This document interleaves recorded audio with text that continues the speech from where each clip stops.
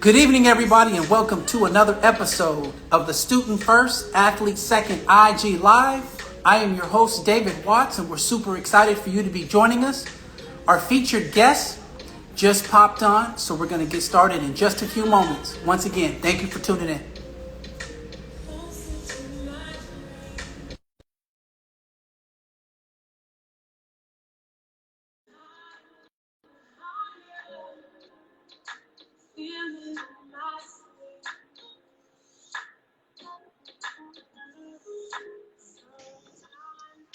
Hello.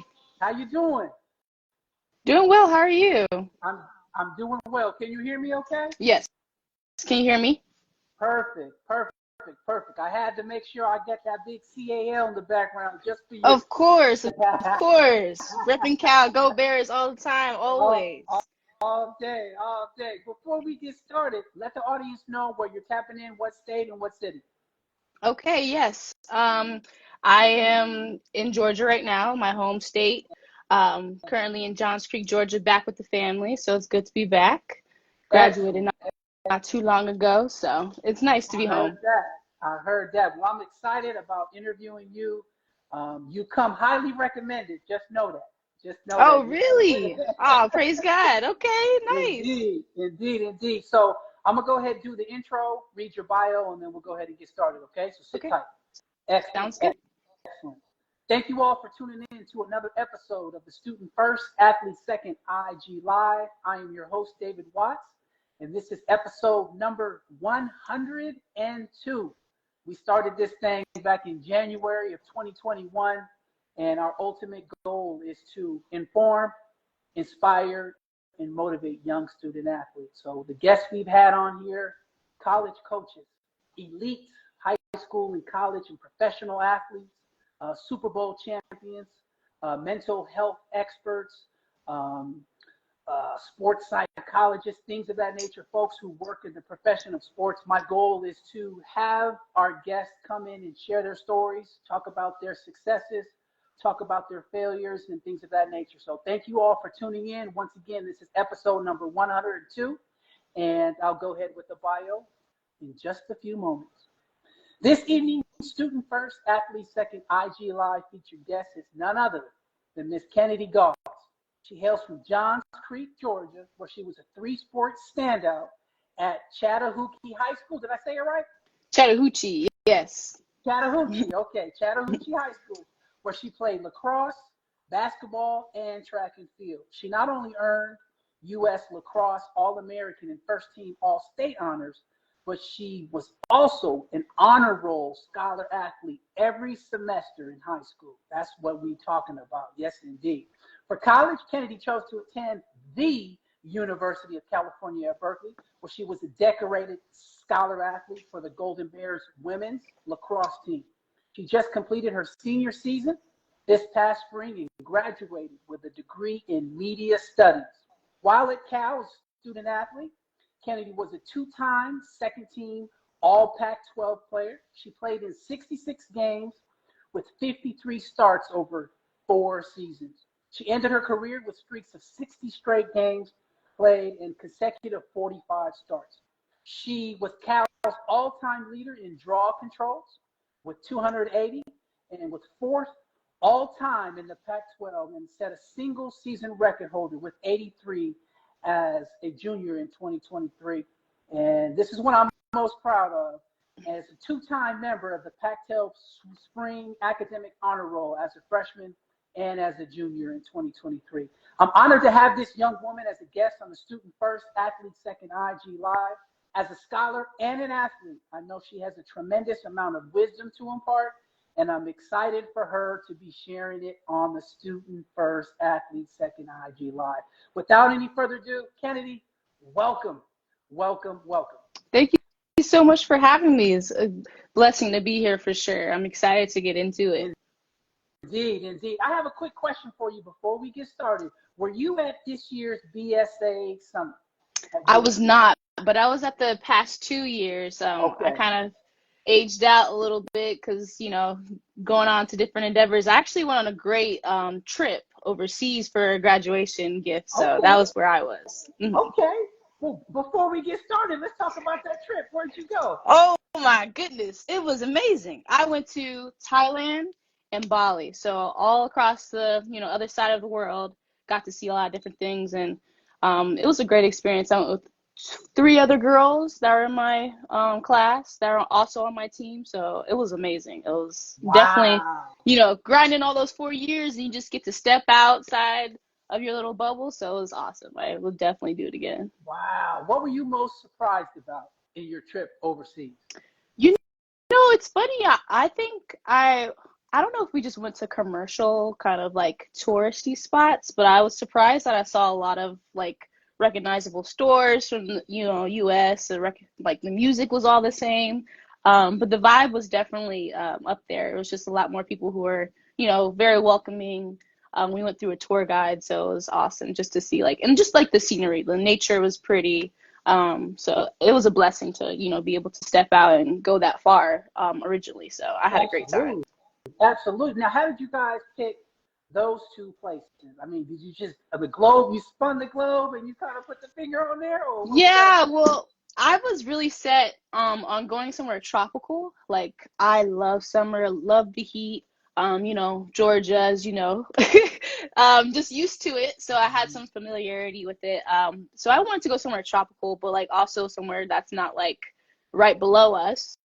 Yes. So I was like, let's Yes. go somewhere far. You might as well. And my parents were saying, you're not going to have that much time off. It was for 2 weeks. So you're not really going to have that much time off in your life. So you might as well, do it now and take it now. And we deserved it. We was grinded hard all past 4 years. So it was a blessing I for sure. love it.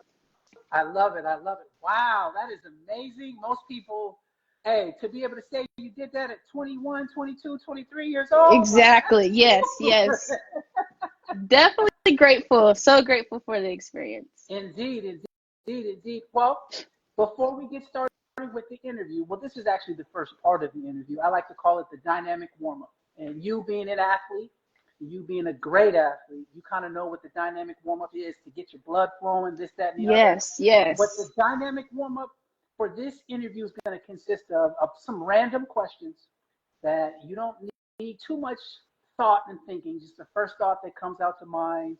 You won't even necessarily need to explain what your answers, why there are. It's just, whatever comes to the first of your mind, you go ahead and shoot. You ready to roll? Sounds good. Okay, question number one. In all your years as a student, name one teacher who's had the most impact on your life. Oh, automatically Miss Britton was an amazing person. She was, older black lady, and she always got me right. Wow. Now, what grade and what school was this? This was Taylor Road, so this was middle school. It's actually the neighboring school right next to Chattahoochee, so right in that neighborhood. And she was just awesome. She was probably like one of the realest teachers that I met. She really taught with a lot of, authenticity, but also kept it real with you. If you were acting a fool, you knew you were acting a fool in her Yes, class, but she also yes. just like taught me a lot of outside lessons as well. So that was, she's always been on my heart, and she's, to this day, I ask her to, send some letters of recommendation, because she's just, that person. Relationships are everything. Relationships Exactly. are everything. Indeed, indeed. Question number two. What is one important thing about your life that even your college teammates aren't aware of? Ooh, that is a hard question, because I feel like a lot of my teammates know a lot about me. One important thing in my life, you said? Yes, one important thing in your life that your college teammates don't know about. That would surprise them listening to this right now. Hmm. I would say, since you don't really have as much time for hobbies, one thing that I feel like is really, this might be like a very shallow answer, but like, movies, going to movies. I'm a huge movie buff. What I used to do, my biggest pastime for me and my dad was just going out to movies and just, sitting on the couch. That's my guy, where I just go to movies with him every other week, try to find any type of time to look at any type of movie. So maybe that's one. I don't think any of my teammates really know that much about me, because it's just grind, grind, grind. But Got it. Got definitely a it. huge movie Okay. buff. Yeah. Excellent, excellent. And you couldn't answer that question without telling us what your favorite movie was. Oh my gosh. Hands down, Avatar. Not the Arrow, but the Blue People from James Cameron. Now that's a great movie. Avatar. Okay. Yes. All right. Yes. Excellent. Question number 3. In all your years of playing athletics, this might be a tough one for you, but I promise you, this ain't going to ruin no relationships or friendships. Here it is. In all your years of playing athletics, who's been your favorite teammate? My favorite teammate? Ooh. I would say my favorite teammate probably has to be from high school. Her name is Megan Trainer. She actually is playing at Richmond right now, and we just have the great relationship. Like we will always play off of one another. Her nickname is Beast Mode, and every single time we would see each other, we'd be like Beast Mode. So a little bit Marshawn Lynch action, a little bit. Even before I knew I was going to Cal, so it was just meant to be. Honestly, at the end of the day. Well, shout out to Megan. Shout out to Megan indeed. Yes, indeed. Question number 4. The most valuable lesson that your sport of lacrosse has ever taught you. Ooh, that's a good one. And I feel like we might get into this a little bit more deeper, but I'll give you guys a little preface. I would say the most valuable lesson that I've learned is, being unapologetically me. I think there was a lot of different things that I had to, trials and tribulations within the sport, especially being a woman of color playing in a predominantly white sport. So that was a great, I think, overcoming for me to experience as well. Excellent answer. Yeah, we definitely going to get to that because I want to hear about your experience, especially when you started and then when you finished, because that's very important. Yes. Very important. I know I have a young lady who is friends with the family, and her name is Zion. And I know Zion plays lacrosse at Culver City High School. I know she's listening. Oh, nice. And I want her to be able to hear your story and to be able to pick your brain as much as. And I actually want to make this connection too. So Zion, if you're listening, we're going to get her contact information. And we're going to connect you too. So I'm happy. Perfect. My middle name's Zion. Oh, wow. Okay. Look at that. Okay, here we go. We good. Question number 5. Toughest lacrosse player that you've ever had to compete against? Ooh. Oh, I know this one. She was actually on my team. So I never really got to compete against her, but practice times, they could get a little rough sometimes. Yes. Liz Scott, she actually was a transfer from I always have a tough time saying her school's name. Loyola, Chicago? Yes, correct. And that's, lacrosse is very big on the East Coast. So she just grew up with, that mentality. The East Coast girls are crazy when it comes to that, playing at that high level, D1, lacrosse. So she was probably one of the toughest opponents as far as pushing me, and then also just like physicality, playing against. And that's a great thing to be able to say that your teammate can bring the best out of you. You know what exactly. I'm saying? Yeah. If your teammate is pushing you and making you work, then it should be relatively, I'm not going to say easy, but you should be used to it when you're playing the opponent. So exactly. Yes. That's a good thing. 3 more questions. If you had to pick one soundtrack or artist that you would play in the background of your lacrosse highlight mixtape, all the way from high school to college, who would be the artist or a soundtrack? Who would it be? I would say, like any sport, it's very complex. You have your complex moments. So I feel like I will get a little Erykah Badu in there, and then also some Gunna. So very contradicting, types, music tones, but for those, hype, moments within lacrosse, I'll probably have Gunna, and then, those chill, we're just trying to like study the film, all that type of like smooth, neo soul, Erykah Badu vibe. Gotta have neo soul. Gotta have. Yes, love neo soul. Yes, indeed. Next question. I need to know your favorite spot to eat, whether it be in Berkeley or in the Bay Area when you were at Cal. Ooh, I know this one hands down. There's this place called Hot Boys. It's actually not too far from, Berkeley. It's in Oakland, but it's very neighboring cities. Hot Boys has the best famous Hot Boys chicken. Get the chicken sandwich. You guys should definitely hit it up. It's literally amazing. So we need to know where Hot Boys is located. Is it off Telegraph? Where in Oakland is that? It is off Telegraph, but it is downtown Oakland Oh, area. downtown Oakland. Hmm. Okay. Yeah. Okay, downtown Oakland. Okay, the next time I'm in the town, I got to go through Hot Boys. Yeah. I gotta Yes, for go sure. through Hot Boys. All right. And last and final question, probably the most important question here, is when it's all said and done, how do you, Kennedy Goss, want to be remembered when people hear or say your name? Yeah, I mean, I think I would like to be remembered for, never giving up, my tenacious ability on the field. I feel like I've done as much within working in myself to, continue to push others forward and, as well as like my confidence. I think I want to just be a representation of, being unapologetic. That's kind of like my key word when it comes to lacrosse, Mm-hmm. and just be me. And I hope that other people could, understand that and feel that presence, because it's easy to get, dimmed down a little bit when you don't have Yeah, people who look like you. So yeah. just trying to shine and just, be yourself, be authentically you and who you're called to be. So that's one thing that I hope that, most people could see, or from their interaction with me, and then what I've left behind. I love that. You said two words a couple times in the 10 minutes that we started this conversation, is unapologetic and authentic. Yes. And I think those two characteristics are extremely important. So we definitely gonna dig into that a little later. Perfect. For those folks that are just tuning in, our featured guest today is none other than two-time Pac-12 second team lacrosse scholar athlete, Miss Kennedy Goss. She just got finished doing extremely well with our dynamic warm-up. We're super happy for you all to be joining us.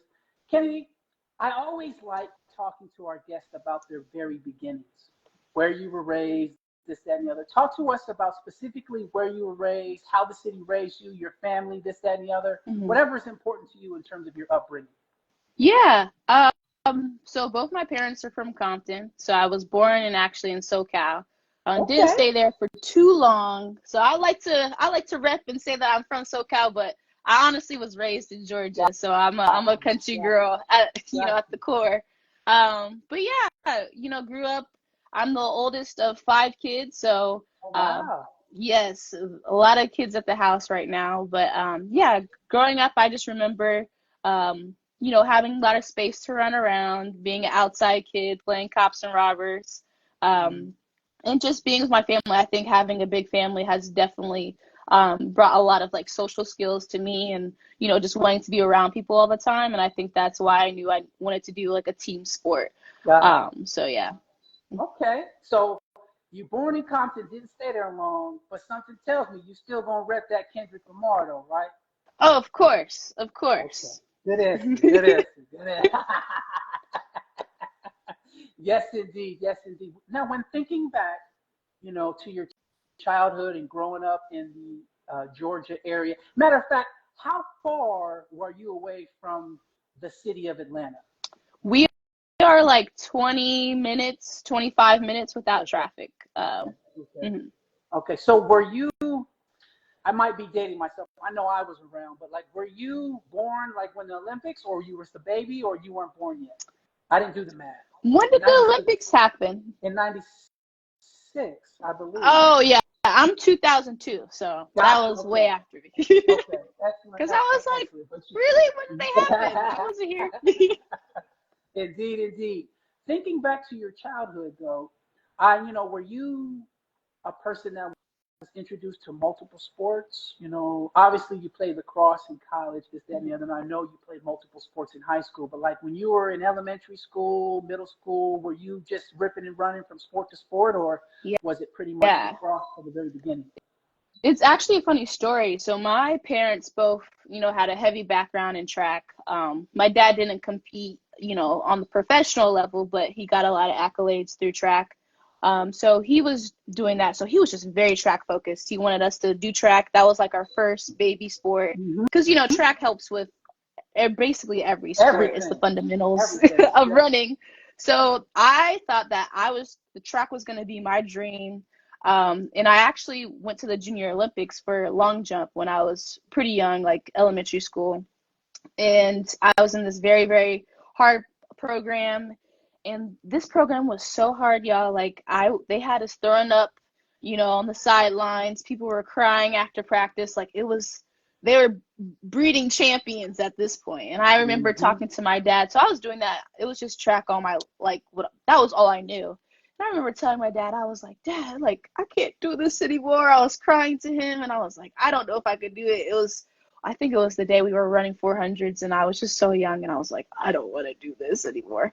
And he told me, he was like, all right, well, you're going to have to pick another sport that you will do, because you're not going to go. His biggest thing was like, you're not going to be able to, not play a sport, because sports teach you so much about life. Yes. And I wouldn't realize that until, obviously I was young. I was like, I don't know why I got to play another sport. But to this day, I still realize and understand what he meant by that, as far as how much sports really, help you in life and just like teach you so many things about discipline. So that was one thing that I did. And then I was looking around, asking my friends, and when I had my one friend, she was like, you should play lacrosse. Had no idea what it was. Lacrosse is an East Coast sport, and my parents being from the West Coast, they had no idea. They didn't even see the sport before, but they let me try it, and I just fell in love with it ever since. And I think that was, I want to say, going into third grade or maybe fourth Wow. grade. Yeah, so I started pretty young. That's super cool. That's super cool. And just not having family that's played it before. Shout out to your friend for introducing it to you. This, that, Yes. and the other. Like, I must say, and this is a huge part. First of all, you're my first lacrosse player that I'm interviewing, so that is special in itself. So I'm super excited Awesome. about that.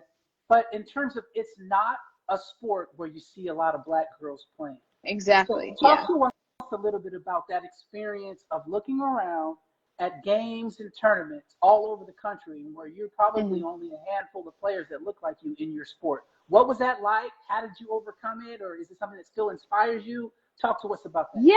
Yes, yes. So, this is always a crazy experience that I've had. It was nothing that I've ever experienced before. So, putting someone who looks like me into the sport of lacrosse, especially in the South, it was a very, very crazy ordeal. So, um, I want to talk first about my parents and how they didn't know. We knew that I wanted to do lacrosse in college.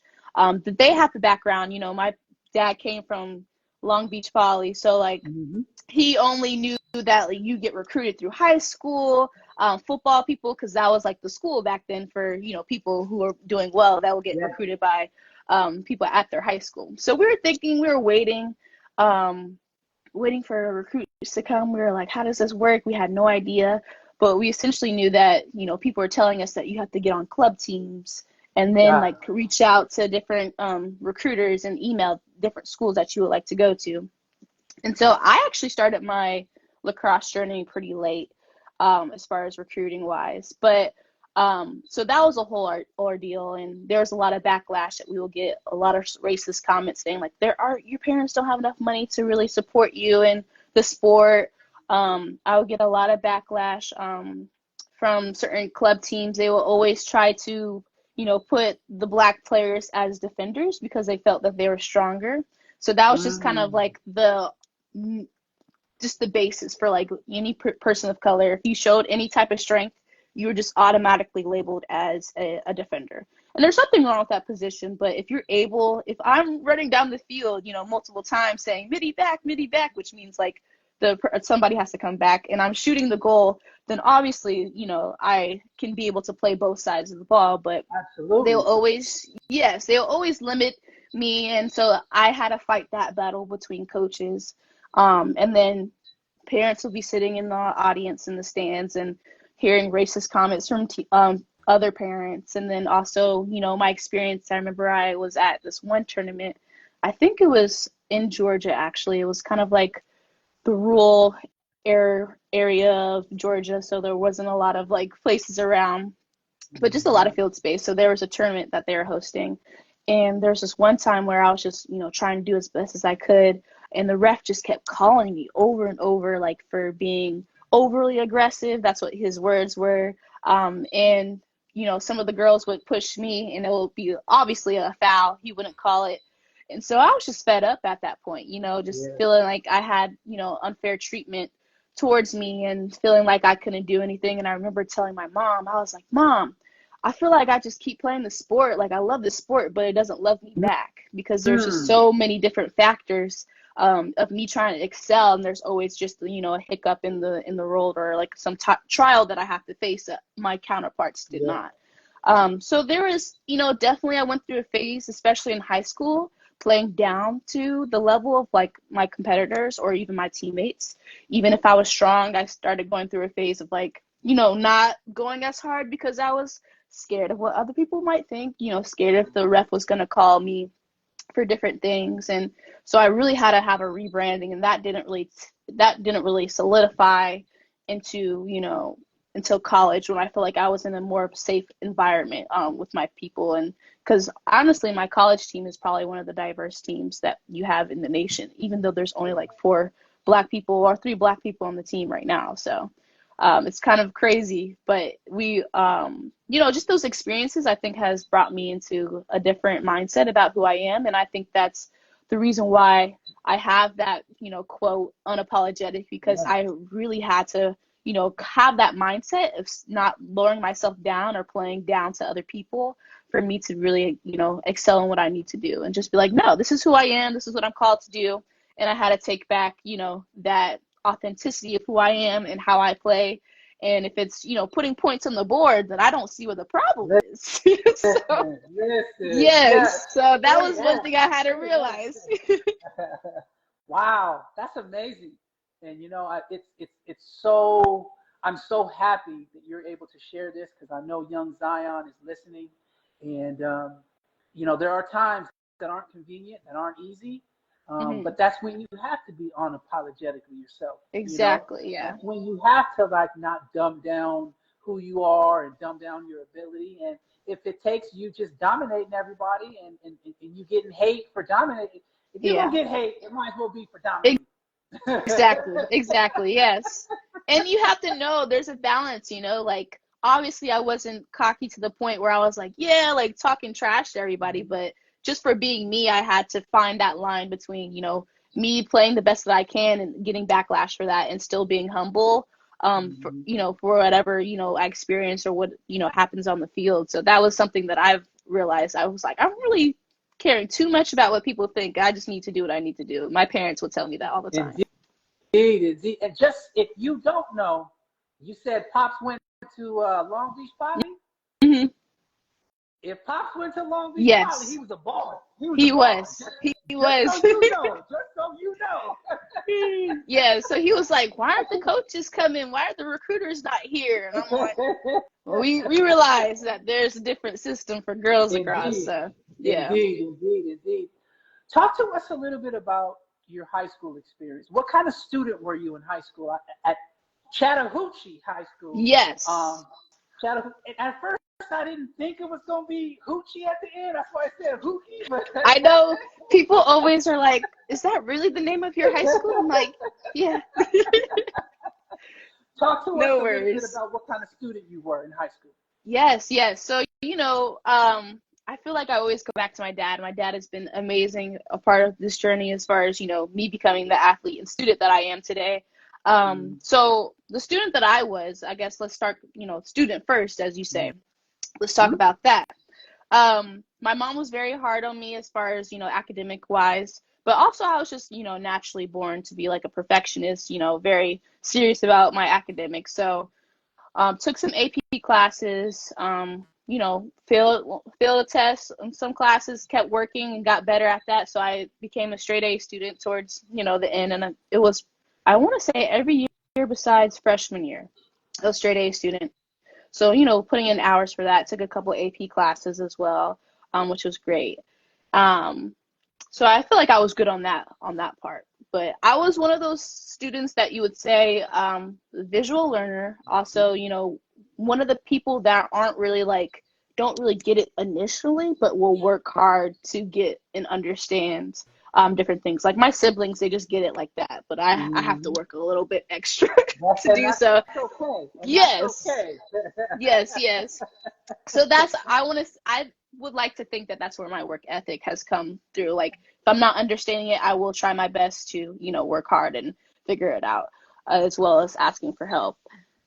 Athletically, my dad really just instilled discipline. I think both my parents instilled discipline in me within, academics and athletics. So every morning I would wake up at around 6 or 5, go to the gym with my dad. We would do power cleans, different, exercises. He used to be a physical trainer, a fitness trainer. So for people, so I just kind of had that background. It was a blessing to have him, even though I hated doing it in the moment, but I was like very appreciative.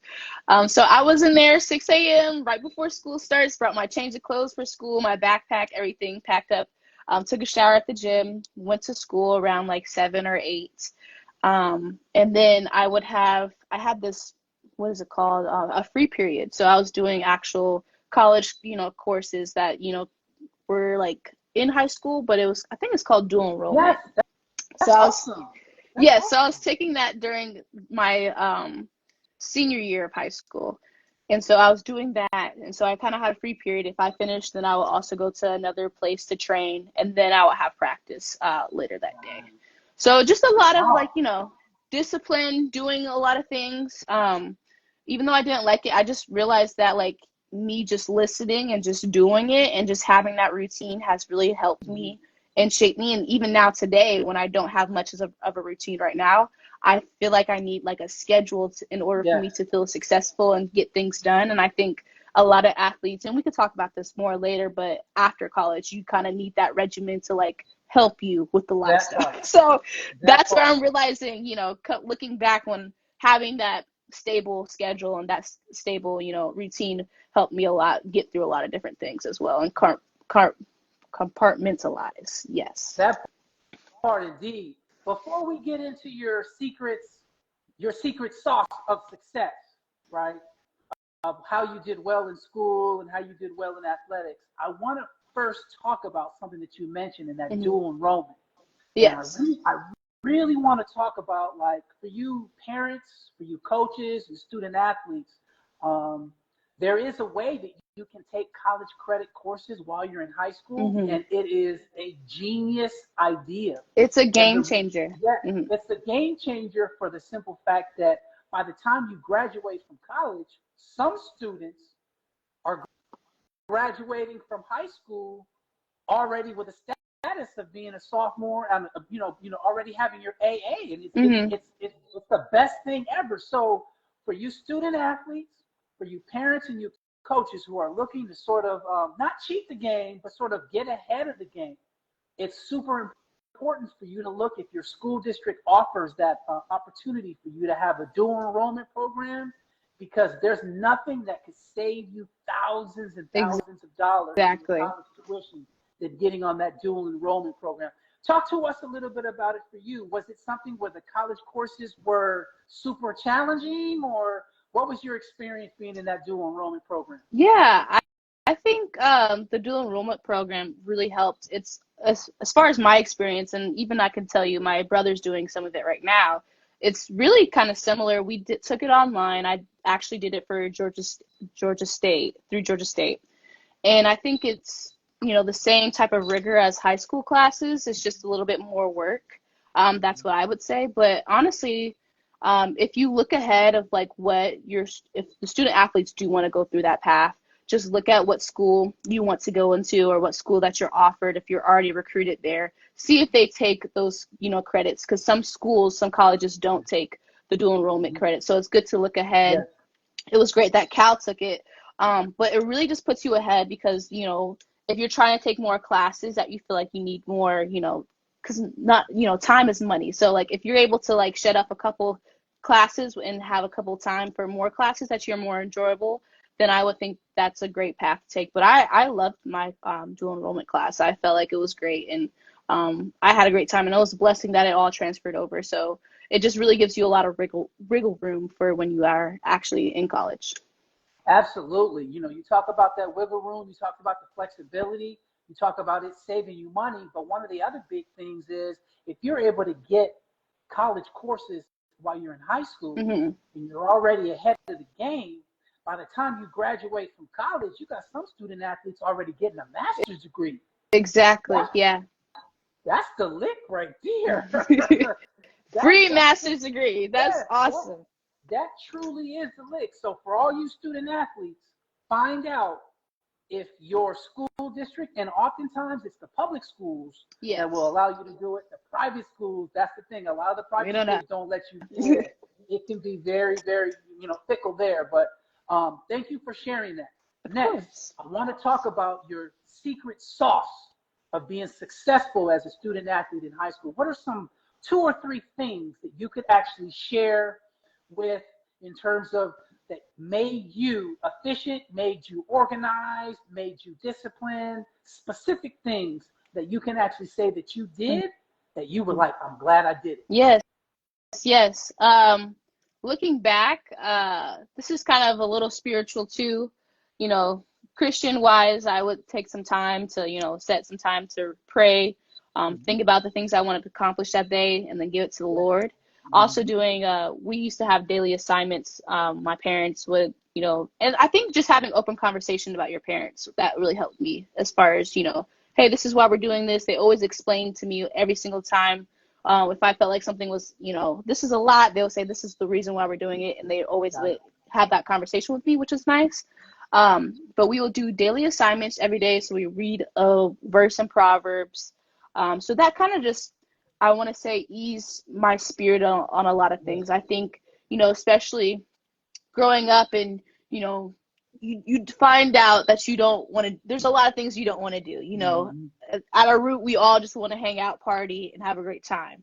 But at the end of the day, that's not going to, pay your bills or, get you to where you want.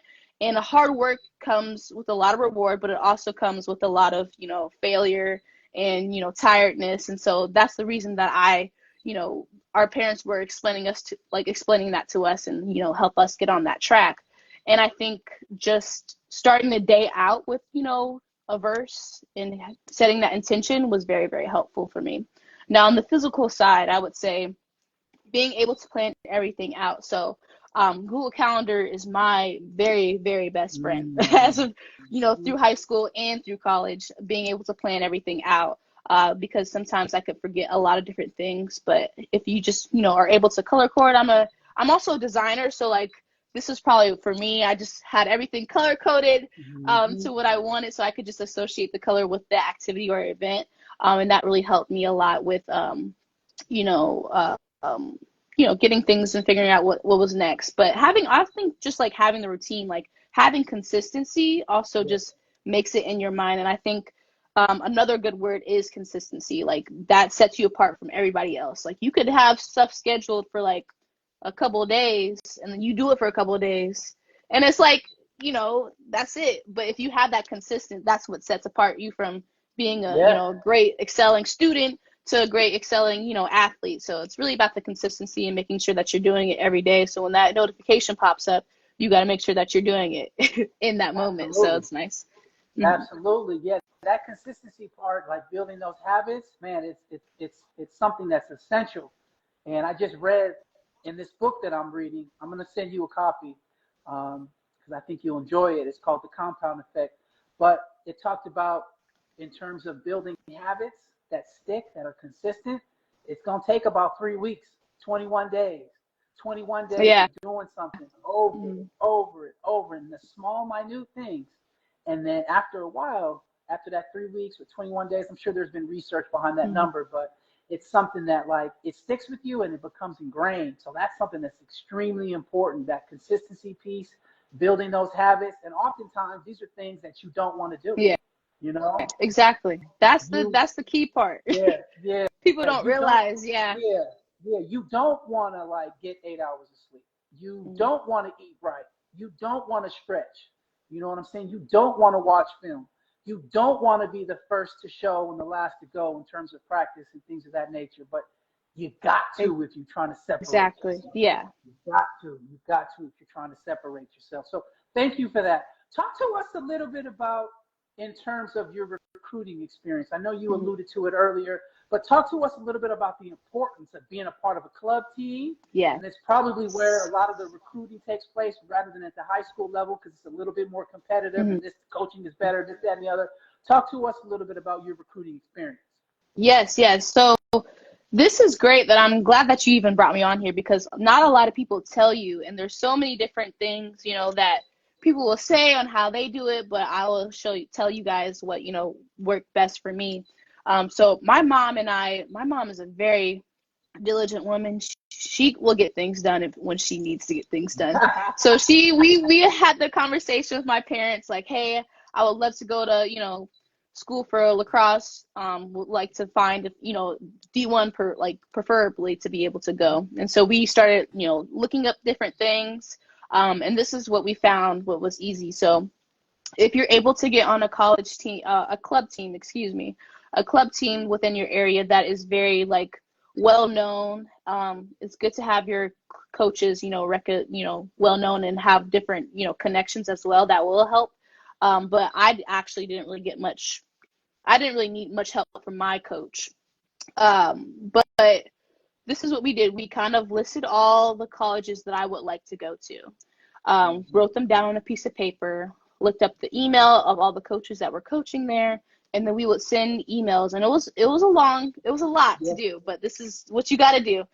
Send emails to each one of those coaches, letting you know when, the place, and time of where you're going to be competing, for what tournament you're going to be at. And usually the club program will have the schedule out for the whole summer. And I would just send out coaches my schedule, what number I would be wearing. Don't really have to give a description because I'm usually the only Black girl there. But, hey, worked out great for highlight reels. So I just got to say that. But, yeah, really taking time to do your research and contacting those coaches. And I think there is a new rule now. It's been out for a while where they can't contact you until November 1st of your junior year. Am I correct?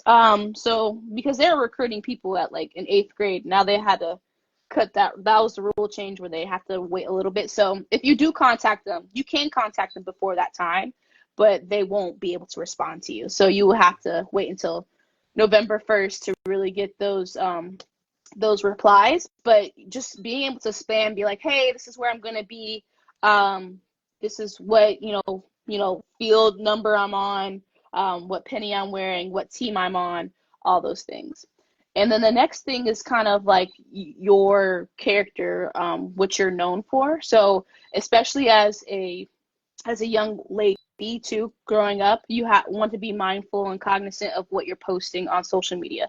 A lot of coaches came back to me saying, we love your social media. I would post content about me doing lacrosse. And if you don't want to have, a little lacrosse, I don't know, showing on your regular main Instagram account, then you can make a separate account and add that onto there. So, because I personally didn't want my lacrosse stuff out there. I just thought it was going to be embarrassing, but I made a separate account. And then I also had a YouTube channel, and I would just have all my contact information and kind of like an email signature when I was sending that to the coaches. Yeah. And I was offered from Temple, the biggest two schools that I had a really extensive communication and connection and contact with was Temple and Cal. Temple actually reached out to me and they said, we watched your videos, we looked at your Instagram, we think that you're a great character, because they were recruiting people who love the game and who have a great character. Because a lot of coaches, you could be the best player, but if your parents, for one, are crazy people and you also don't have the best attitude, then they will not be looking to recruit you. So they're really just trying to figure out who you are as a person, and what you bring to the table. So I would definitely check out and make sure that your social media is all picked up. Maybe put your TikTok on private, do whatever you can, just to kind of solidify and show them who you are and what you bring to the table as a person, not only, just athletically, but, just at your core. So many nuggets right there. And I think one of the most important things is, getting a part of a club team that's going to be able to develop you with some coaches that have some kind of Yes. pull and that have connections. Because oftentimes it doesn't have to necessarily be the best club team, but you want to be on a team where a coach is going to have connections to college coaches. Exactly. Being former player, this, that, and the other, because these college coaches are going to be more in line with contacting your club coaches before your high school coaches. Yeah. And that is super important for you to understand is you got to have a great relationship with all your coaches. Exactly, because they do look back. I've had experiences where before they can talk to you, they can call your college coach and ask how is she on the team. So it's really good to just have those relationships and continue to, do that. Because also too, growing up, this is another nugget that my dad told me to do, which I hated doing. I did a lot of things that I hated doing for my dad, but really, really brought me up, and I just appreciate to this day. But it was so embarrassing. He would tell me, Kennedy, every single time you start the game, this was like high school games, club games, you should go up to the ref and introduce yourself. So I would go up to the ref and the other coaches of the team and introduce myself. And that was the most embarrassing thing I had to do, I would say. But it really, really helped, people start to know your name. And that's why I was able to get, all time, Georgia team, get on those things because people, knew the face to the name, and they could say like, oh, Kennedy, I know Kennedy. She's introduced herself to me. So that was one thing that I was like, Dad, seriously? But no, he was right. I've never heard that before, but that is genius. Yes. Because oftentimes college coaches are asking the opponent, not just your coach, but other exactly. coaches, who are some players that we need to be recruiting. And oftentimes, if you've endeared yourself and ingratiated to yourself for coaches in your league, to referees, this, that, and the other, that is monumental right here. So thank you for showing that, sharing that with us. Shout out to Pops, because that is something that I had never thought of. But at the end of the day, college coaches talk to your opponent coaches just like they talk to your exactly. And that is huge. So if there's anything that you can learn from this conversation is be a good person on and off the field, make those connections, and don't be afraid to introduce yourself. Exactly. It goes a long way, especially when it comes to recognition for all league, all state, all American. Yes. Everybody knows your name at that point. Yep. It's perfect. Indeed. For those folks that are just joining us, our featured guest is none other than Miss Kennedy Goss. She's a two-time second-team All-Pac-12 lacrosse player at the University of California, Berkeley. Go Bears. She's from Bears. Georgia. She just got finished talking about her high school experience at Chattahoochee High School. Kennedy, talk to us a little bit about why you chose Cal. You said Cal was showing you love, obviously thousands of miles away in sunny California. What was it about the University of California, Berkeley, that made you be like, this is the right fit for me? Yeah. Personally, from my own experience, having both my parents from California, I thought it was only right for me to go back to California. So my initial intent was looking at schools in California. As soon as I was able to get my official visit to go to Cal, I loved the campus, fell in love with the campus, and also realizing like the rigor within academics that it has. That was one thing that kind of set apart me, I guess, Cal apart from all the other schools that I was attending. And I just wanted to be kind of in that space because, as much as athletics can bring you, and it's definitely brought me a lot of different things, just being surrounded by people who are like-minded when it comes to academics and just being, because, college is about networking. So surrounding yourself with people who are, future engineers, business owners and all that stuff, that's like something that I foresaw myself being a part of. Even though I didn't go that route, I think just having those connections and, as how rigorous the school is, that was one thing that really, really brought to my attention. And then also, I feel like when I did my official visit, all the people on the team were just very, very inviting. And like I mentioned before, Cal is actually one of the most diverse lacrosse teams in the nation, probably.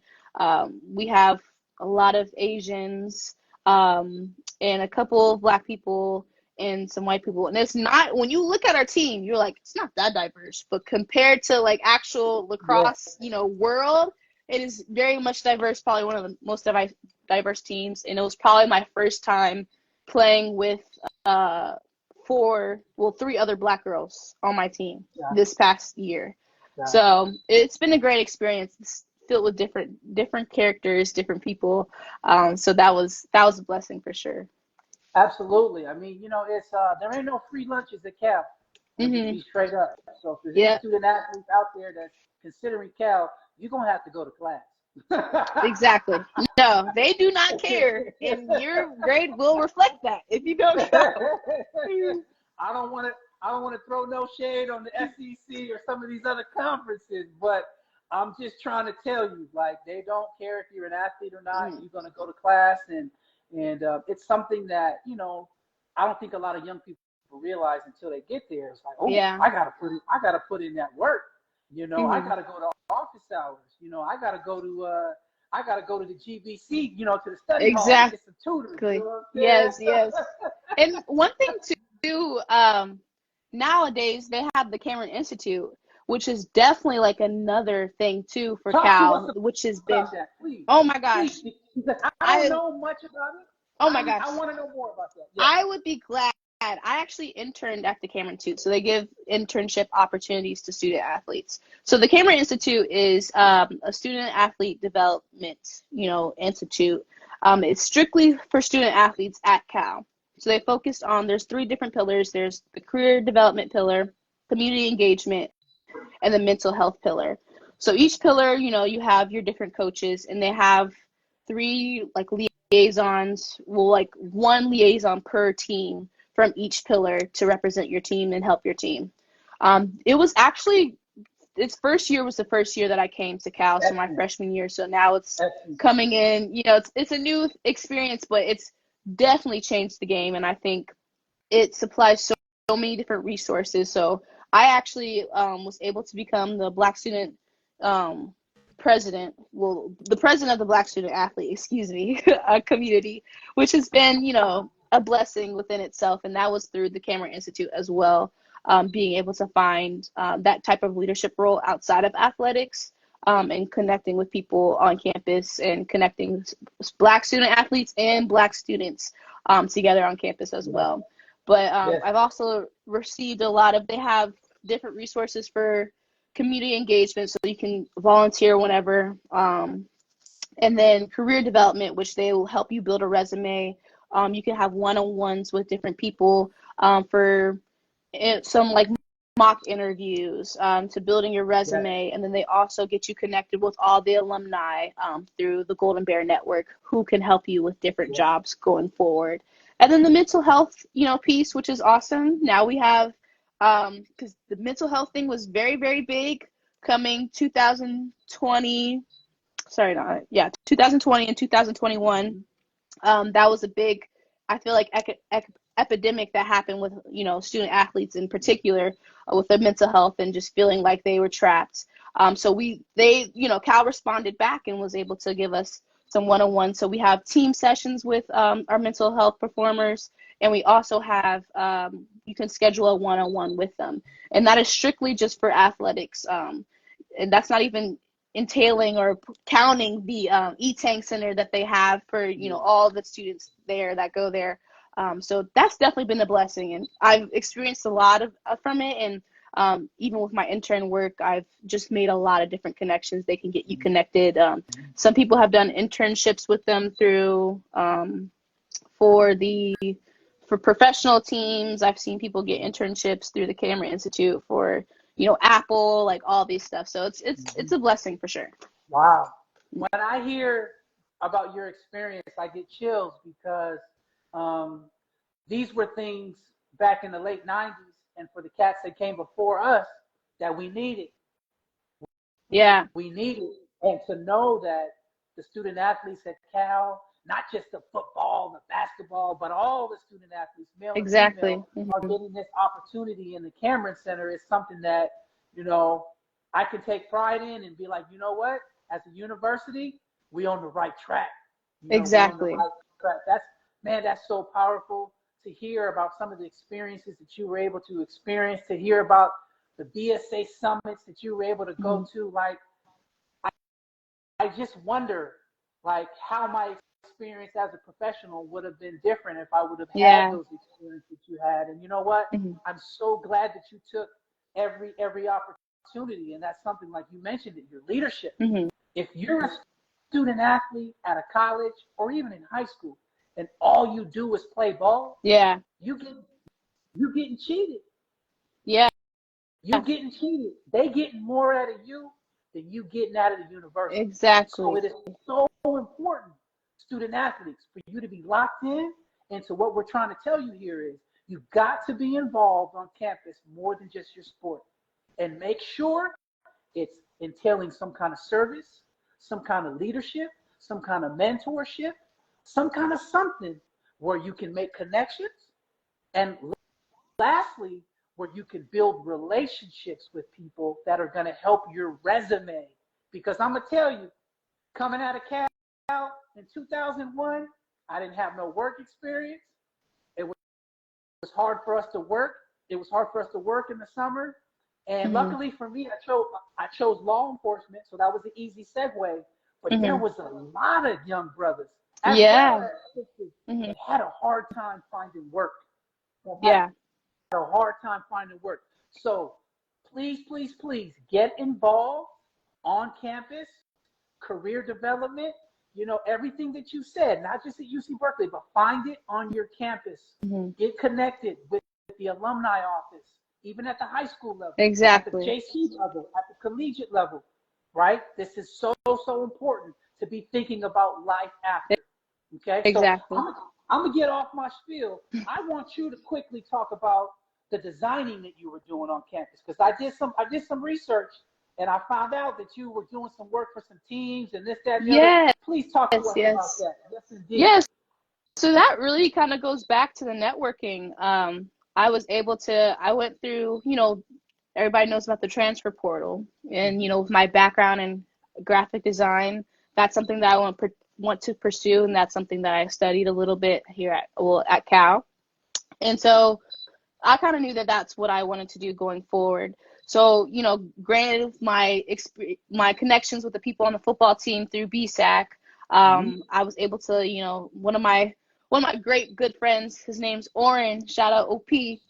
He's now at Bethune-Cookman, which is in Florida, playing football. But he went through the transfer portal, I want to say 2 times, and I was able to create, you know, transfer portal graphics. And that's kind of like a touchy subject for some football players, because one, you're transferring from a college, you don't have anybody to make a graphic for you. Like, you can't use Cal to make a graphic, and you're also still trying to get it. It's a timely manner, time sensitive, you know, topic and content to put out, because you have a certain window to do that. So I got a lot of people contacting me during, like, towards the end of the football you know, season, and people would text me because I just had, you know, OP saying like, hey, I have a person who knows how to make graphics. They really like, you know, you also have to, you know, athletics comes with swag, so you also have to have that type of swag effect. So I started making transfer portal graphics, made one for quarterback at UCLA, some basketball ones that, you know, ended up going to Rice, transferring from Cal. And so that kind of was a blessing. A lot of people took, you know, look into that, and I just kind of shared that on my separate Instagram too. And then, you know, with my connection through BSAC and the community engagement pillar at the Cameron Institute, once they were hiring for internships, I was able to, you know, apply, and then they're like, oh, we know Kennedy, we know her, you know, tenacity and her leadership through BSAC, so let's go ahead and, you know, hire her, because they also saw that I was taking over BSAC. So I redid BSAC's logo. If you guys want to check it out, it's Cal_BSAC. It's literally just an Instagram account where it has all, it was available before, but it was during the, you know, the COVID time, so 2020, so it was kind of going downhill since there wasn't as much communication between each person. So I really had to revamp it, and that was kind of like my little baby, creating the logo, doing the design content for Instagram, and so they also saw that. So just having those connections and being a part of Excellent. different things Wow. really helped, get to It where I did. am now. And so did graphic design work with the Cameron Institute. And it's funny because they don't hire for a certain position. They really try to cater to whoever they're, hiring. Like, what are your aspirations? What do you like to do? And since I like to design, they kind of took me over as, a graphic designer for their, company. And so that was great. But some people are organizers. If you really into mental health, you can go through the career development department. So it was a blessing.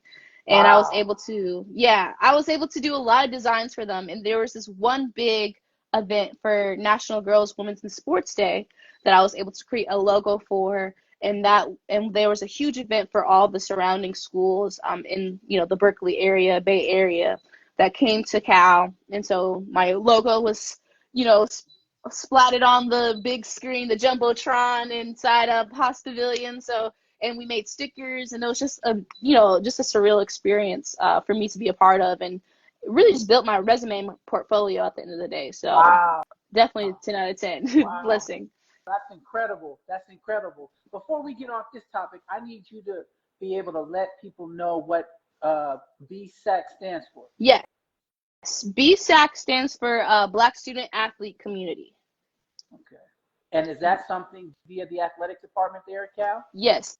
That's strictly through the athletic department and mainly through the Cameron Institute through the community engagement pillar. Wow. So there's different RSOs, or that's what we call them, like registered student organizations, so that you can be able to, they have different groups. Like there's a business organization that's all run by, student athletes. There's a Golden Girls one, which is strictly for girls, student athletes that are all girls that identify as girls. So there's a lot of different clubs. But we were the biggest club, let me say that. Yeah, as it should be. And that's awesome. So basically, it's kind of like an affinity group. Yes.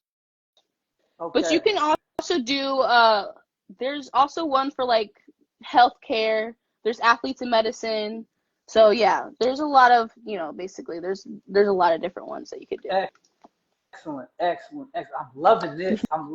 This is great. Getting back into your experience on the field. You guys played at Kleberger, or where'd you guys play? Say that again? Where'd you guys play your home games, at Kleberger? No, we played it at Memorial Stadium. Oh, Memorial Stadium. Okay, excellent. That's even better. Getting back to your experience as a student athlete, you look at your 4 years at Cal. What are some things that you'll always remember as a student athlete? The team part. What are some things? The team part. Yeah. I don't know if I should give them the dreadful experiences. Well, not dreadful, but just like crazy experiences that I've had. I don't know if this is like a great, exciting experience, but I just remember waking up at 7 a.m., walking up those stairs to Memorial Stadium, it being cold, and everybody's just got their hoodies on, ready. And then it's funny, it's like there's a totally different like energy shift. Once you're walking up there, it looks like everybody's so sad. As soon as you get on the field, it's like, all right, let's go. And everybody's just back in their moods again. So I think that was a great experience to have. And I think just being able to share different experiences, like such a niche group of like people and a different like experience, I feel like is such a cool thing to have and share with a group of people. So like nobody's going to know what it feels like when it's raining outside and you're in the wind tunnel of, Memorial Stadium at like 7 a.m. where it's nighttime outside. Yeah. So having those experiences was great. But I really enjoyed our team bonding ones. We were able to do a lot of like bowling and all that stuff. And even on the hard days, even on the hard days, run tests and just looking at your teammate and you're like, I can't believe coach is making us doing this right now, but I feel like you're going to miss it, You're going to wish you were back on that field. Yeah. Listen, no matter how difficult it was, no matter how hot it was, how much it rained, because it rains in the Bay, believe that. Yes. But you look back, and those were the most memorable experiences, man. Exactly. To be able to go in that locker room one more time, to be able to get on that bus, to be able to have one more hotel trip. Man, Yes. I'm getting emotional thinking about it because it was literally one of the best times of my life, and it went by so fast. Fast. And Yeah. so all I'm gonna tell the young student athletes that are just listening is, you gotta live in a moment. You gotta work really hard. You gotta do the right thing. But if you're able to play at that next level, it goes by fast. You know, everybody's the best player on their high school team, the best player in the state. But if you're ever Right. able to get there, it'll be one of the best times of your life. And you want Exactly. to be able to cherish it. Cherish Yeah.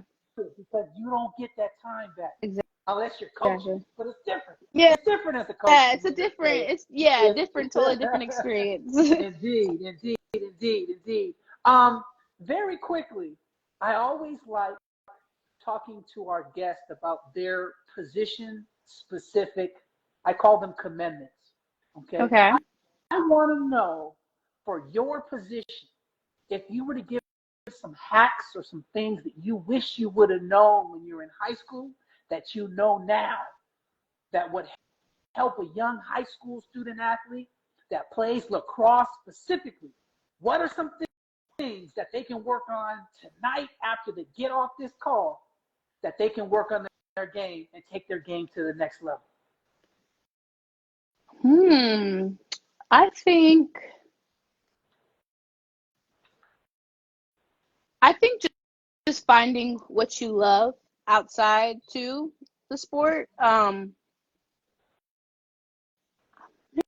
Here, let me think about that a little bit more. Because I was gonna kind of go into the NIL opportunities too that they have. But for high school wise, I think just kind of goes back to just being unapologetically you. So carrying yourself with a certain confidence, stature, and I think being mindful of the people that you're surrounding yourself with. I think one of the things I would have done differently is probably hang out around a group of people that, push me, Yes. have the same goals aligned with me, because I feel like a lot of times feel like I was on an island kind of by myself doing a lot of different things and feeling a little bit out of the norm, but it was a norm to be successful in that area. So I feel like that's a big part, because it even talks about in the Bible, like, you are who you hang around, and just kind of having just having that notion and understanding that principle of surrounding yourself with good people, and then just educating yourself. Like, honestly, the sky's the limit, finding things outside of lacrosse too, because when you get into the college, and where it's just school, sport, sleep, eat, and that's all you're doing. I've talked with a lot of athletes who felt like they kind of lost themselves, like just going through the motions, lost themselves in their sport, because that topic's not really talked about a lot, is like sometimes you can get burned out of your sport a little bit, and you have to find something else that you're really interested in doing.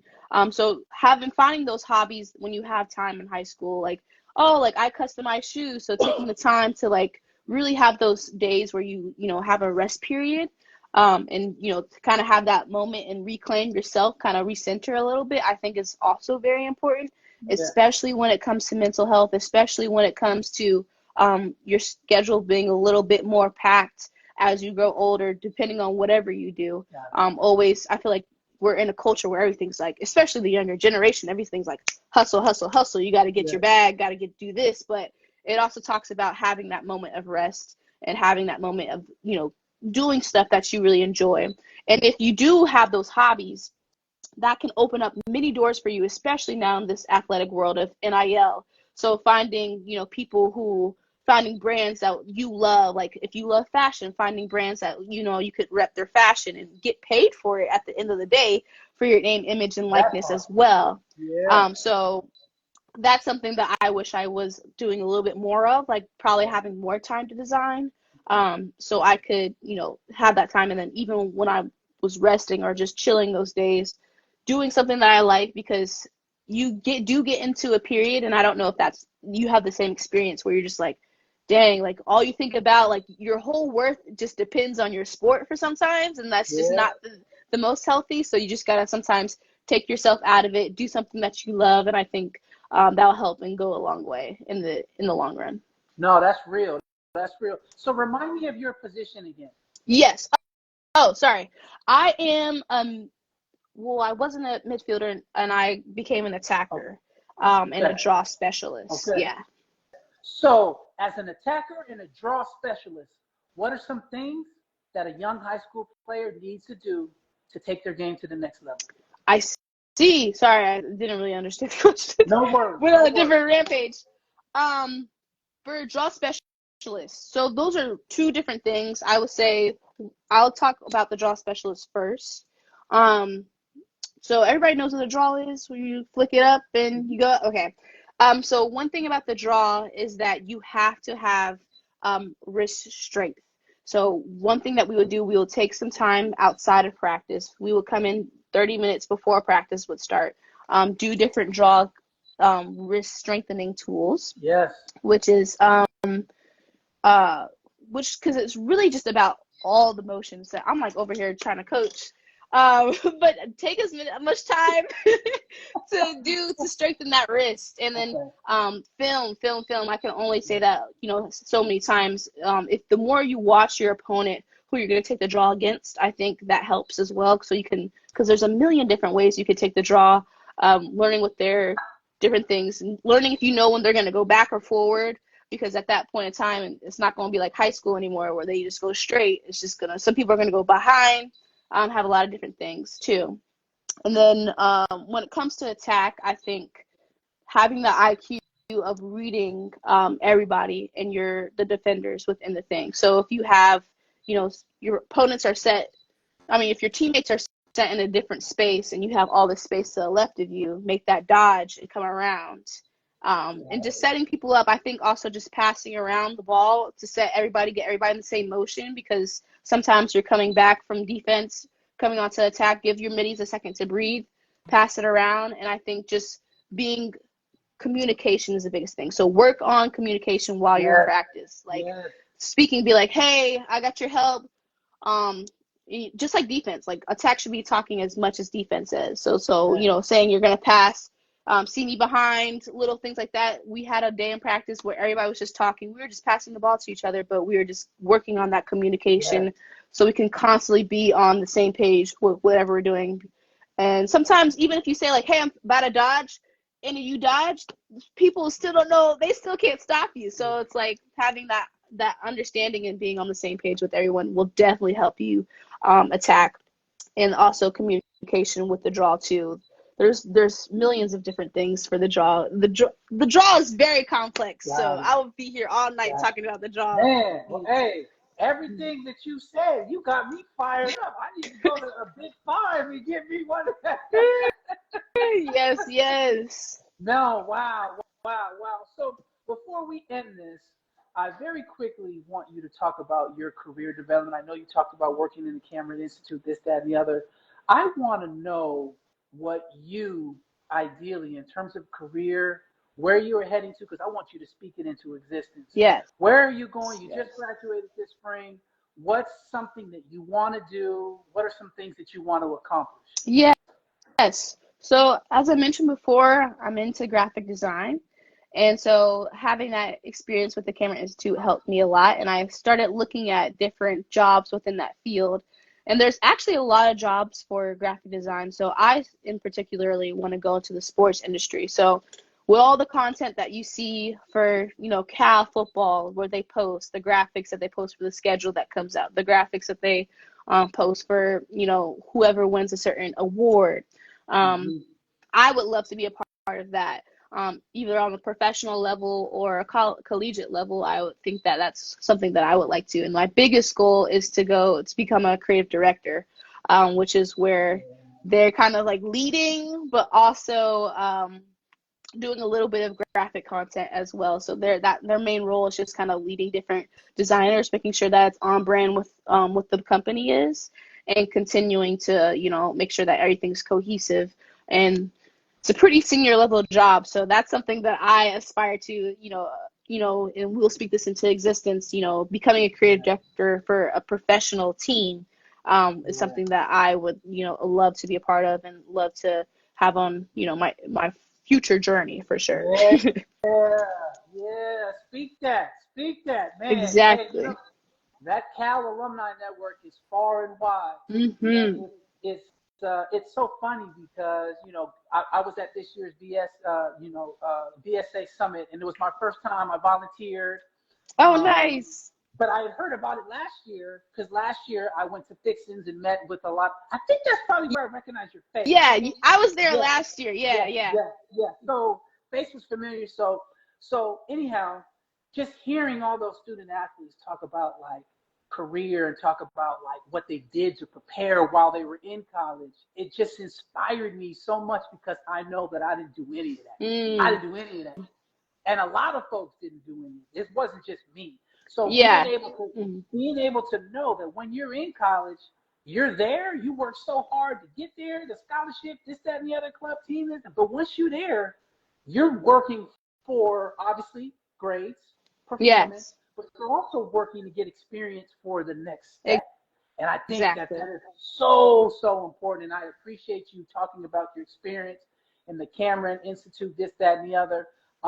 It's because it's something that if you don't prepare, other people will be preparing, and you're gonna be Exactly.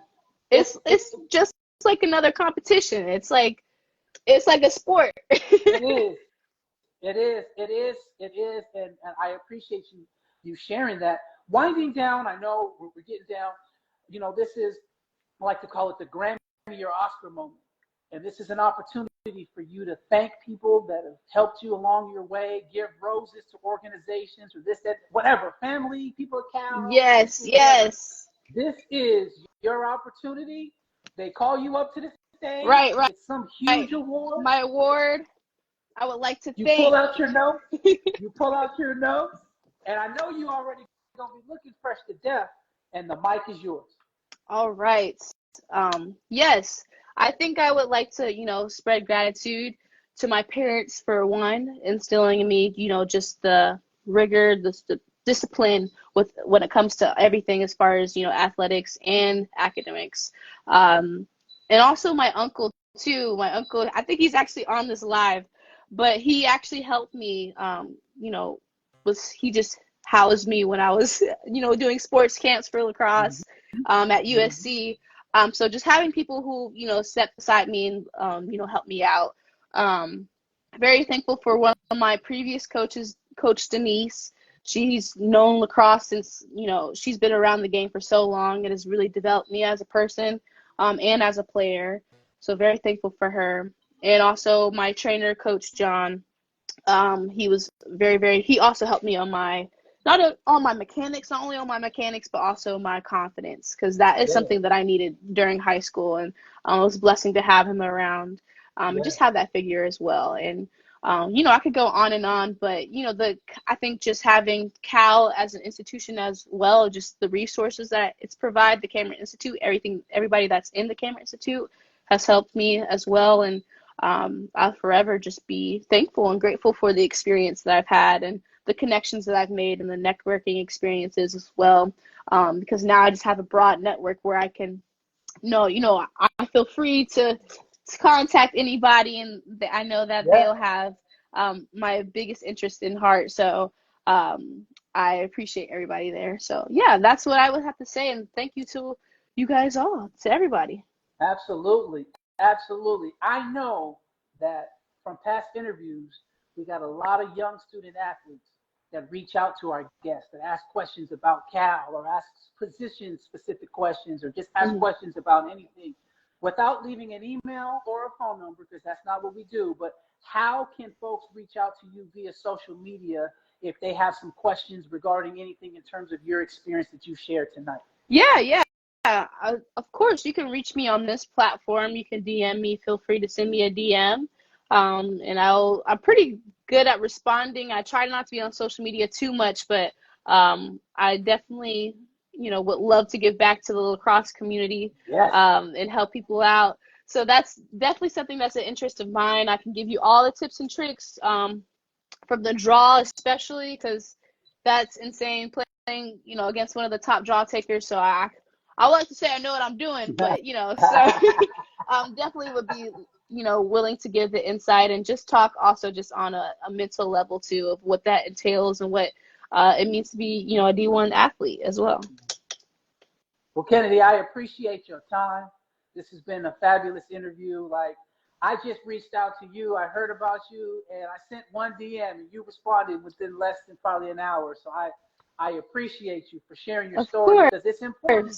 You're a pioneer. You're a pioneer in this game. And to know that young people that look just like you, or it doesn't matter if they look like you, but it is important that are going to be able to play the game because of you, because of the example that you displayed, this, that, and the other. That's powerful. Amen. That is powerful. I appreciate it. Praise him. Yes, indeed. Yes, indeed. So, like I said before, I am going to be sending you something in the mail. So please DM me your mailing address. Okay. Thank you, gift. I'll be sending something in the mail. But I just want to, once again, I want to thank you. I want to wish you the best of luck. It's always frightening graduating. I know. Yeah, we're in that transition phase right now, but having faith that everything will work. And I just appreciate you having me on here. Definitely been a blessing and just like your insight on everything. And I just appreciate you having me here in the first place. Indeed. Well, thank you so much. Enjoy your summer because you're not going to have many more summers like this. I know. Will do. Thank you. Go Bears. Go Bears. Bye.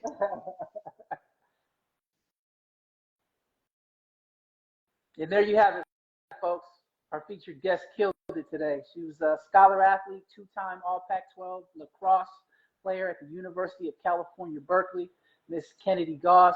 She did a phenomenal job sharing her story, talking about her student-athlete experiences, as well as giving a lot of position-specific advice and advice for all student-athletes of all ages and sports. So once again, I want to thank you all for tuning in. All previous 101 episodes can be seen on the David Watts YouTube channel. My goal in this thing is to provide information, to be an information hub for student athletes, parents, and coaches. David Watts Consulting LinkedIn, David Watts Consulting, obviously Instagram, David Watts Consulting TikTok, David Watts Consulting Facebook, and last but not least, at DWC Info on Twitter or X. So please, our goal here is to inform, inspire, and motivate. And the guests that I've had, 102 so far, Kennedy was our 102nd, have provided so much information, so much, I don't even know what to say, but so much expertise for all you student athletes and parents. So I strongly encourage you to go on the David Watts Consulting YouTube channel. Check out the the page where it has the student first, athlete second IG live videos, and just plug and see who might be interested in terms of playing a particular sport and a particular career, this, that, and the other. So we want to once again thank you all for tuning in. Jono, I see you just tapped in. I need to get you on this live before the season starts. So I'm gonna send you a DM. I want you to share your story, brother. I need you to share your story. So with that being said, thank you all for tuning in to another episode of the Student First Athlete Second IG Live. This was episode number 102. Thank you for your support. Thank you for sharing these videos with your friends and family and young student athletes who can benefit from it. So once again, thank you again. Always remember, student first, athlete second. Peace.